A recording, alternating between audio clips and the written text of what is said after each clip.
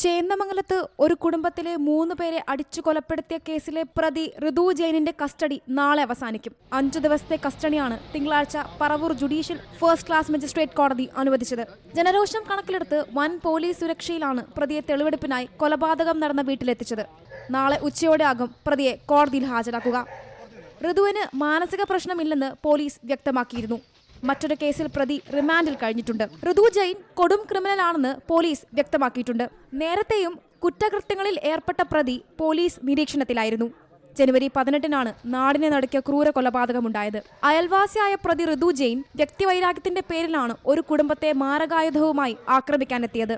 ആക്രമണത്തിൽ വേണു, വിനീഷ, ഉഷ എന്നിവർ കൊല്ലപ്പെട്ട 3 പേർക്കും തലയിൽ മാരകമായാണ് മുറിവേറ്റത്. ആക്രമണത്തിൽ ഗുരുതരമായി പരിക്കേറ്റ ജിതിൻ ചികിത്സയിൽ തുടരുകയാണ്. Zee Malayalam news, Kochi. ഏറ്റവും പുതിയ വാർത്തകളും വിശേഷങ്ങളും വിരൽത്തുമ്പിലറിയാൻ സീ മലയാളം ന്യൂസ് എല്ലാ ഡിജിറ്റൽ പ്ലാറ്റ്ഫോമുകളിലും ലഭ്യം.